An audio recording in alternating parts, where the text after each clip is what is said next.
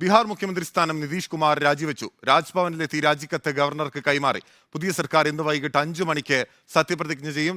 BJP ദേശീയ അധ്യക്ഷൻ JP Nadda 3 മണിയോടെ ബീഹാറിലെത്തും. നോബിൾ മാരിക്കാരനുണ്ട്. നോബിൾ, അപ്പോൾ അത് സംഭവിച്ചു കഴിഞ്ഞിരിക്കുന്നു. BJP അധികാരത്തിൽ നിന്ന് ഏതു വിധത്തിലും പുറത്താക്കുവാൻ വേണ്ടി INDIA, Indian national developmental inclusive alliance എന്ന് പറയുന്ന ഒരു മുന്നണി ഉണ്ടാക്കാൻ നേതൃത്വം നൽകിയിരുന്ന നിതീഷ് കുമാർ തന്നെ ഇപ്പോൾ താമരത്തണ്ട് കയ്യിലെടുത്തിരിക്കുകയാണ്. ഇന്നിപ്പോൾ വൈകുന്നേരത്തെ സത്യപ്രതിജ്ഞയിലേക്കാണ് എല്ലാവരും ഉറ്റുനോക്കുന്നത്. മറ്റു വിശദാംശങ്ങൾ എന്തൊക്കെയാണ്?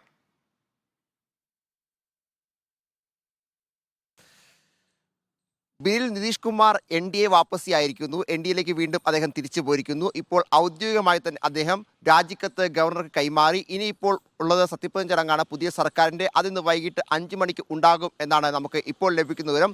നേരത്തെ രാവിലെ JDU MPമാരുടെയും MLAമാരുടെയും യോഗം ചേർന്നിരുന്നു. ആ യോഗത്തിൽ നിതീഷ് കുമാർ തൻ്റെ തീരുമാനം പ്രഖ്യാപിച്ചിരുന്നു. പിന്നാലെ എന്ത് തീരുമാനമാണെങ്കിലും അതെടുക്കാനുള്ള അനുവാദം യോഗം അദ്ദേഹത്തെ ചുമതലപ്പെടുത്തുകയും ചെയ്തു. അതിന് പിന്നാലെയാണ് ഗവർണറുമായി കൂടിക്കാഴ്ചയ്ക്ക് അദ്ദേഹം രാജ്ഭവനിലേക്ക് എത്തിയത്. രാജ്ഭവനിൽ എത്തി അദ്ദേഹം കൂടിക്കാഴ്ച നടത്തി. അതോടൊപ്പം തന്നെ അതുമായി ബന്ധപ്പെട്ടുകൊണ്ട് താൻ രാജിവെക്കുകയാണ് എന്ന കത്ത് നൽകുകയും ചെയ്തു. ഇനിയിപ്പോൾ പുതിയ സർക്കാരിൻ്റെ രൂപീകരണവുമായി ബന്ധപ്പെട്ട തിടുക്കപ്പെട്ട ചർച്ചകളിലേക്കായിരിക്കും പോവുക. ഏറെക്കുറെ എല്ലാ ഫോർമുലയും രൂപീകരിച്ച ശേഷം മാത്രമാണ് ഈ രാജി എന്നതും നമ്മൾ എടുത്തു പറയണം. അല്പസമയത്തിനകം തന്നെ പൂർണ്ണമായും JDUവിൻ്റെയും ഒപ്പം BJPയുടെയും MLAമാർ നിതീഷ് കുമാറിൻ്റെ വസതിയിലേക്ക് എത്തും. അവിടെ ഇന്ന് ഉച്ചഭക്ഷണം ഒരുക്കിയിട്ടുണ്ട്. അവിടെ വെച്ച് തീരുമാനങ്ങളിൽ അന്തിമ ധാരണയുണ്ടാക്കും. പിന്നീട് രാജ്ഭവനിലേക്ക് വീണ്ടും മടങ്ങും. പിന്നീട് സത്യപ്രതിജ്ഞ നടക്കും എന്നാണ് ഇപ്പോൾ അവിടെ നമുക്ക് ലഭിക്കുന്ന വിവരം. 2 ഉപമുഖ്യമന്ത്രിമാർ BJPയിൽ നിന്ന് ഉണ്ടാവും. സുശീൽ കുമാർ മോദി, അതോടൊപ്പം രേണു ദേവി എന്നിവരാണ് ഉപമുഖ്യമന്ത്രിമാരായി BJPയിൽ നിന്ന് ഉണ്ടാവുക.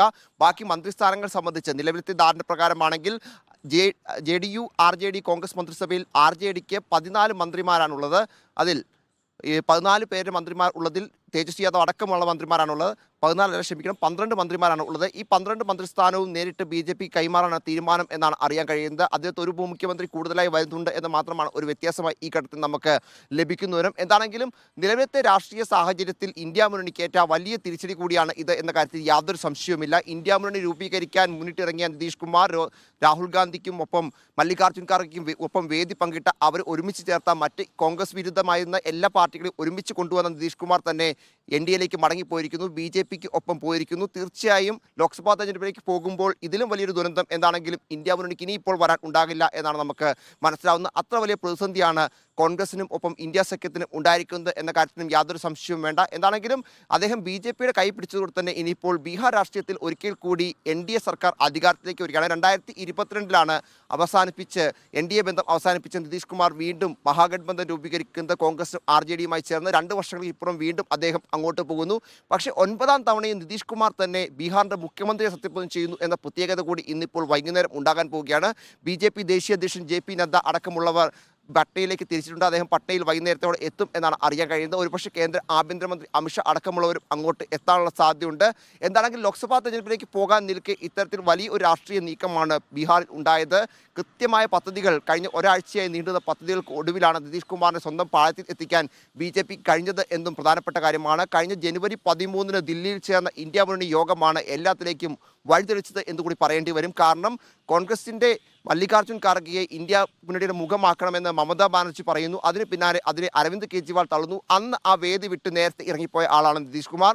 പിന്നെ ആ ഇറങ്ങിപ്പോക്ക് നേരിട്ട് ഇപ്പോൾ തിരിച്ച് എത്തിയിരിക്കുന്നത് അദ്ദേഹത്തിൻ്റെ യാത്ര NDAയിലേക്കാണ് എന്നാണ് പ്രധാനപ്പെട്ട കാര്യം. അന്ന് തന്നെ അദ്ദേഹം ഏറെക്കുറെ തീരുമാനിച്ചുറപ്പിച്ചിരുന്നു എന്നാണ് അറിയാൻ കഴിയുന്നത്. അതിന് പിന്നാലെയാണ് ഇതുമായി ബന്ധപ്പെട്ട മുഴുവൻ ചരടുവലികളും ഉണ്ടായത്. എന്താണെങ്കിലും ഇന്ത്യ മുന്നണിയുടെ മുഖമാകാൻ നിന്ന കൺവീനറാകാൻ നിന്ന അദ്ദേഹം ഇനിയിപ്പോൾ BJPക്ക് ഒപ്പമാണ് ലോക്സഭാ തെരഞ്ഞെടുപ്പിൽ ഉണ്ടാകാൻ പോകുന്നത്. ശത്രുപക്ഷത്താണ് അദ്ദേഹം ഉള്ളത്, കോൺഗ്രസിനെയും ഒപ്പം മറ്റ് ഇന്ത്യ മുന്നിലെ പാർട്ടികളെയും സംബന്ധിച്ചിടത്തോളം.